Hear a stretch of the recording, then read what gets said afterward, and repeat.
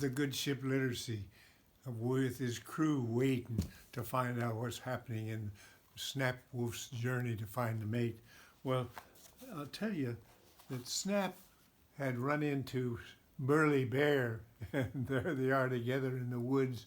The two, they became friends. So let's see what happened. I smell deer, Snap told Burley. I'm hungry. You eat deer? If I can catch one. They're tricky. Faint left and go right. Well, tricky's right, Snap agreed. But I just as soon swat a fish out of the water or gnaw on a wad of buckwheat, Burley continued. Listen, Snap said impatiently, turning in a circle. I'll take a deer down and you can feed on the carrion. While Snap trotted off light-footed down the slope, Burley followed, placing one heavy paw after another on the ground and grunting with every step. The noise the big bear made annoyed Snap. Suddenly Snap stopped, his muscles tense. He spotted a doe partially hidden in a cluster of sagebrush 100 yards away. Burley lumbered up beside Snap and snorted. The deer's head shot up in their direction, facing their direction, and before Snap could make a move, dashed away. Nice, Snap said sarcastically. Do you have to move like a boulder? Like a bear, Burley said defensively. What's wrong with the way I move? Well, you scare everything away. No wonder you have to eat hay and green stuff. Will you want to go on without me? Burley asked, his tone revealing his hurt feelings. Snap looked at the big creature. He guessed the bear was right. He moved as best he could. Changing his tone, he said, No, come on. Just try not to snort so much. And after a moment added, Well, don't snort at all would be best. Burley didn't say anything. He just hurried to keep up, trying to make a little noise as possible.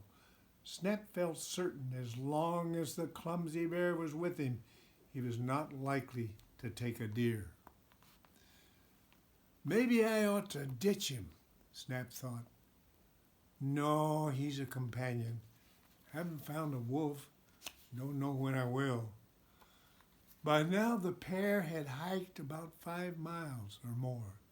Along the way, Snap caught and devoured an ermine and a long-tailed weasel. They stopped for water a few miles south.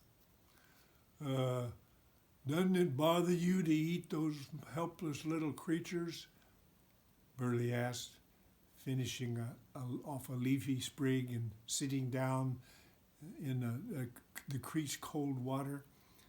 I don't think about it. Can't help it. Seems unfair, Burley said. Big creature like you preying on little ones? Yeah, I guess, Snap paused, reflecting. But it's the way of the world. I notice you pop grasshoppers and clean up after me. So who are you to judge? Well, I have to get fat, get ready for hibernation. Yeah, Snap said, Burley's face.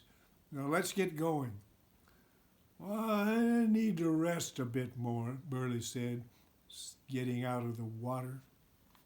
Snap didn't like the idea of lingering, but he liked the bear's company, so he settled down in the shade of a juniper until the moon shone over the ridge to the east.